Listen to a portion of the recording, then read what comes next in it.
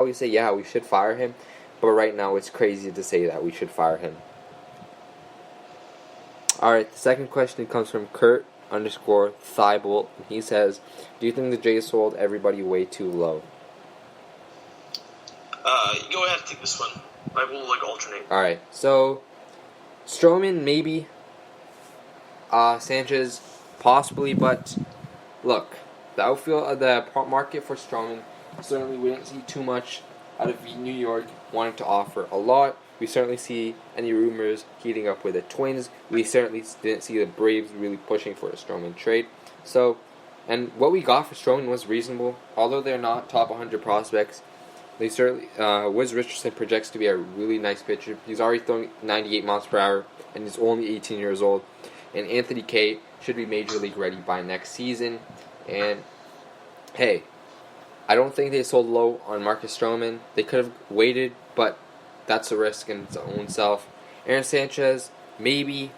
They certainly were not going to take the risk to pay him through arbitration and then have the risk of him having another injury, have a risk of him having another bad year, and then trade him for pennies on the dollars, and then have him lose in free agency because he's a Scott Boras client. But to say that they sold low on Daniel Hudson, Eric Sogard, and David Phelps, that's crazy to say. Those guys certainly were not going to get you much anyways. And yeah, that's my 2 cents. I think the only player that you can really question this with is Stroman, and my answer to that goes along with the theme that I've been talking about this whole podcast. You just don't know. You don't know yet. And while on the surface, yeah, you can make the argument that it looks a little light. Well, yeah, Anthony Kay, might not be another ace, might not even be close to the pitcher that Stroman was for Toronto. Simeon Woods Richardson is a while away, and we won't know until he gets up here, and it won't be a while until we know about him. The jury's still very much out on him, so I think if this trade ends up working out, Simeon Woods Richardson is a really good Blue Jay for years to come and ends up being a Marcus Stroman, then, all of a sudden you have a guy who is a Marcus Stroman type who fits within the Blue Jays timeline of contention, and then all of a sudden that trade looks a lot better if Simeon Woods Richardson and Anthony Kay just don't end up being the guys that I guess Ross Atkins and Mark Shapiro think they are. Then yeah, you can make the argument that the trade wasn't very good for the Blue Jays. So I think, did they sell low on Stroman? You just gotta wait and see. I think that's the key for the Blue Jays. You don't know because you've never seen these guys pitch. All you're looking at is stats, and until you see these guys perform and come up through the pipeline, you just gotta wait and see. And again, that might make you a little frustrated, but that's the case.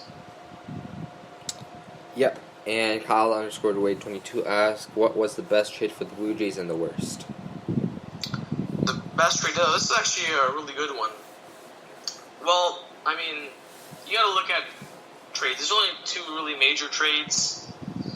I would say the one that I like better was the Stroman trade because you have a high upside player in Simeon Woods Richardson that you got back.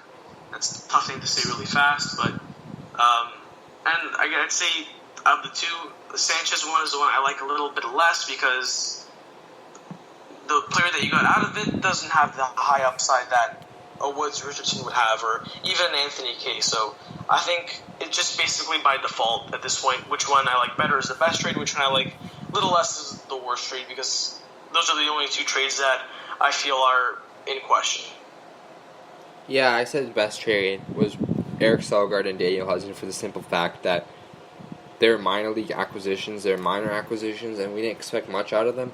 Eric Sogard started the year in AAA Buffalo, and he did have a very good Buffalo, but we called him up, and he really shined out here in the big league. So to say we got some players back for Eric Sogard out of value was just a great trade. Same with Daniel Hudson.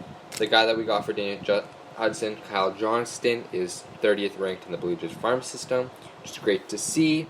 And the worst trade, I can't tell you right now, but you can ask me maybe say 3 years from now, and I'll tell you. All right, anything else? No, and the next question is Scott_McMulkin71. With the Stroman allegedly throwing the tantrum after he got traded, the clubhouse, was Shelley Duncan involved? Yeah, I don't know. I can't possibly comment on that. I have no idea. No one's ever said anything. I mean, you could always speculate because it was a little bit of a weird time to, I guess, promote Shelley Duncan at the time or re-sign him or whatever they did. So I'm not going to speculate on that. I'll let the speculation to you if you're that kind of guy. Yeah, it's just funny to see Strowman came in the same way he went out. I mean, he went out the same way he came in, with a big ego, I guess you can say. Tell you what, he's lucky he's not going to the Yankees because that big ego won't last in the Steinbrenner system. Same with Boston, with I believe Dennis Eckersley. Yeah, but he's an announcer on the TV broadcast. He's not really running the show there. So yeah. Even in the Mets, he's not going to really last if he's going to talk so much. They're a big market team. Yeah. I mean, it is New York after all. I mean, it is a stepbrother of New York. The Yankees are the big ticket there, but the Mets aren't too shabby either. They'll certainly call you out if you're not performing and your mouth is bigger than your game. So I think that's a bit of a red flag for Strowman. Mickey Callaway certainly does not play any games, and Strowman certainly don't try to try anything in that New York area. And our final question comes in from Flyboy Rav. This is our final question, because I said most of them were statements, just saying how we should fire Ross Atkins, but Flyboy Rav says, what do the Jays see in Derek Fisher that we don't? And I said, he hits the ball hard, he can glide on the bases, he's a power guy that can play all three outfield positions. He projects to be better than Teoscar and Billy McKinney, and I just said that B. Genie was peaked, and Sanchez certainly wasn't going to get any better than he is this year, which is the risk to take. But Fisher is certainly a guy that they had their eyes on, and we'll wait and see what he brings. But he's very fast, and he can hit the cover off the baseball. Yeah, I think they see a guy who was at one point considered to be a very good prospect in the MLB, and since he's come up to the major leagues, hasn't exactly lived up to that hype. And a big part of it was that he was never going to get consistent playing time. And who knows, maybe the Blue Jays feel that if they're able to bring him in there, play every day with their conditioning and their development staff, they can end up unleashing some of that untapped potential that he once had. So I think that's something that the Blue Jays really thought. And at the same time, they feel that they can get a guy who had equal value to their two diminished assets, and Cal Stevenson, a guy who is years away. So I think that's really the calculus of making that trade.